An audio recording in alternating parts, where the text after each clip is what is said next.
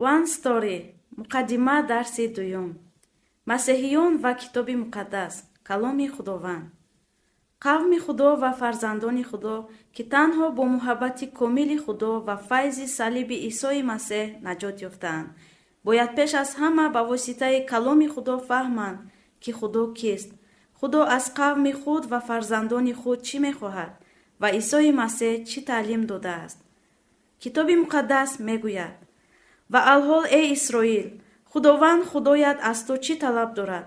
Талабаш фақат ин аст, ки аз Худованд Худои худ битарсӣ, бо ҳамаи роҳҳои ӯ равона шавӣ ва ӯро дӯст бидорӣ, ва Худованд Худои худро бо тамоми дили худ ва бо тамоми ҷони худ ибодат намоӣ ва аҳкоми Худованд ва фароизи ӯро, ки ман имрӯз ба ту барои манфиати ту амр мефармоям, риоят кунӣ. Илтимос, бекалом кор накунед, бекалом хизмат накунед. Ин мисли он аст, ки инсон хӯрок нахӯрда фақат кор мекунад. Шумо ҳатман ба шикасти бисёр фоҷиаовар дучор хоҳед шуд. Касоне ки ба имон омадаанд, на бо чизҳои дигари ҷаҳонӣ, балки ба воситаи Исои Масеҳ оби ҳаётро чашидаанд ва нони ҳаётро хӯрдаанд, ба сабаби он файз пур аз шодӣ мебошанд. Ва аксарияти одамон пеш аз он ки Худоро ба пуррагӣ шиносанд ва хости Худо ва иродаи Худоро дарк кунанд, кӯшиш мекунанд, ки барои Худо кореро анҷом диҳанд.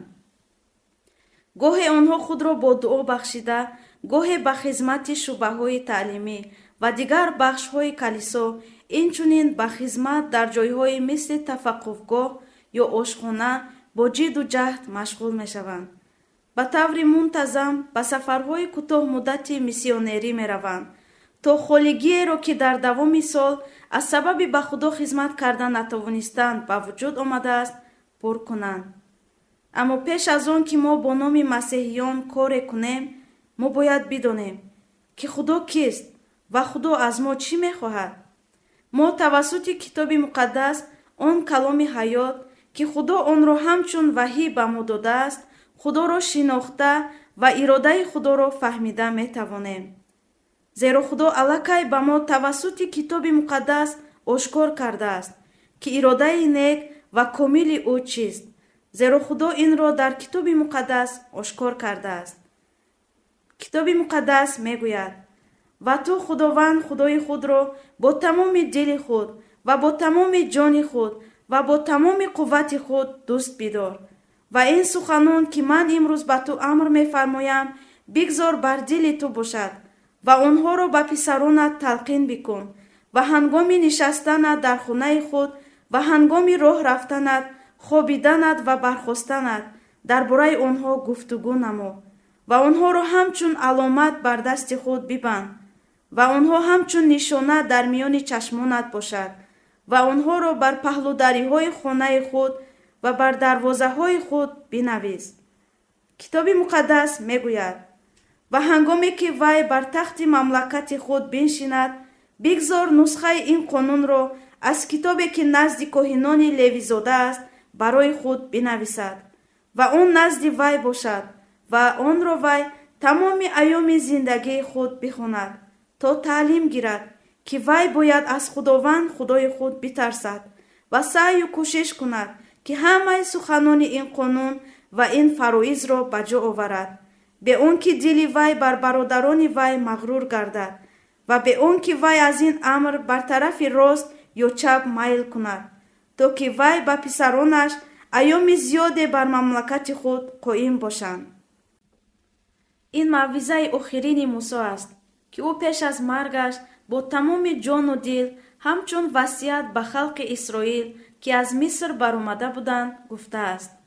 илова бар ин, китоби муқаддас дар бисёр ҷойҳо низ эълон мекунад, ки ин амри Худо барои масеҳиён аст, ки бояд мувофиқи каломи Худо зиндагӣ кунанд.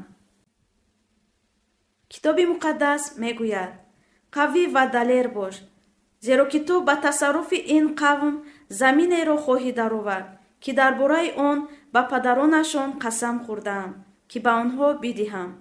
фақат қавӣ ва далер бош то ки бо риояти дурусти тамоми шариате ки мусо бандаи ман ба ту амр фармудааст амал намоӣ. аз он ба тарафи рост ё чап дур нашав, то ба ҳар ҷое ки меравӣ муваффақият ба даст оварӣ.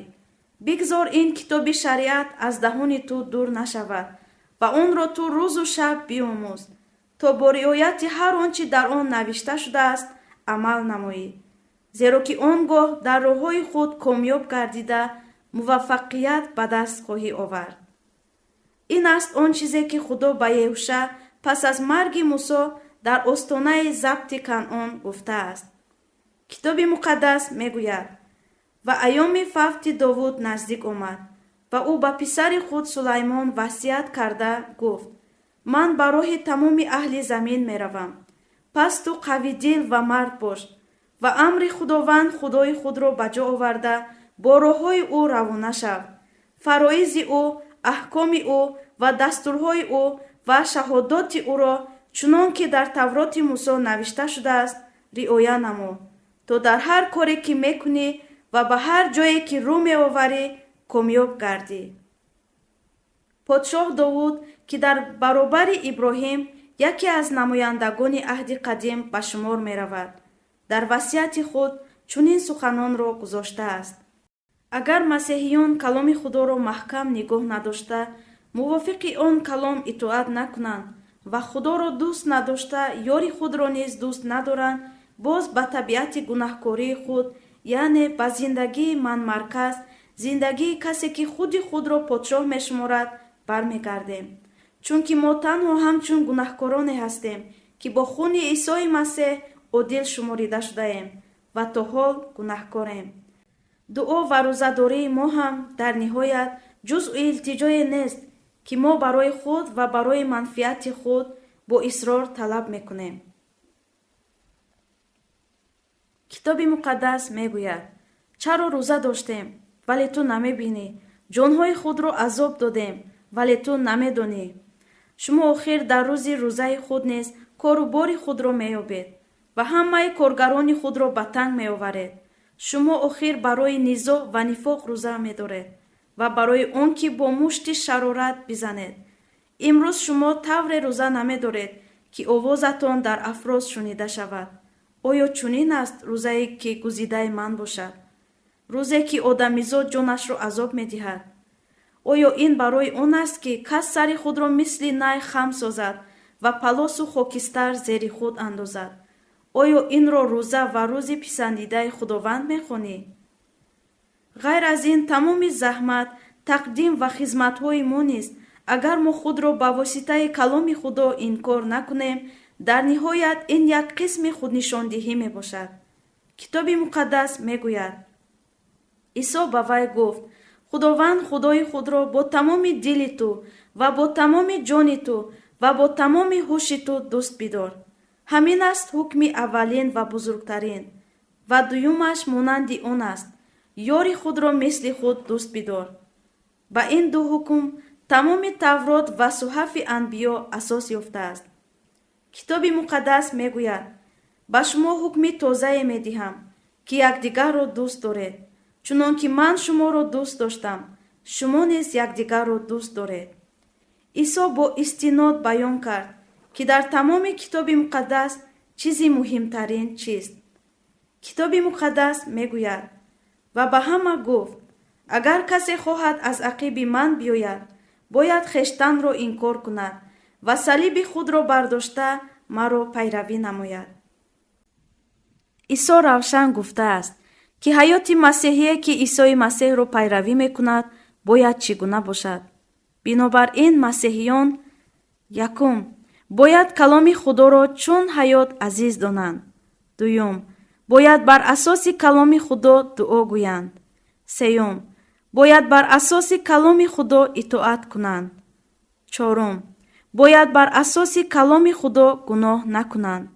панҷум, бояд бар асоси каломи Худо бо имон ба пеш раванд.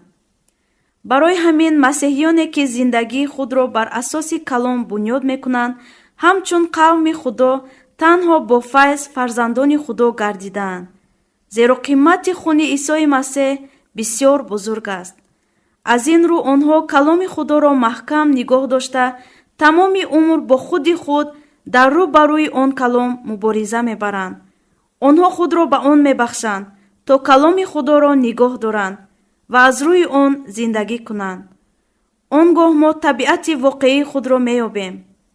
ҳамон чизеро ки қаблан ҳатто онро гуноҳ ҳам ҳисоб намекардем. ҳар қадаре ки мо тавассути калом ба худо наздиктар шавем, ҳамон қадар бадии худро равшантар дарк мекунем.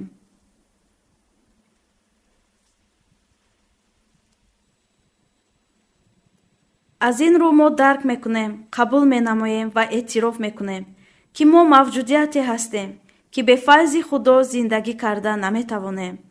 ин на онест, ки нафси мо бо кӯшиши зиёд дар чизе инкишоф меёбад, балки ҳар қадаре ки мо дарк мекунем, ки бе файз наметавонем ҳамчун фарзандони худо зиндагӣ кунем, ҳамон қадар ба худо наздиктар мешавем ва бештар дар масеҳ мемонем.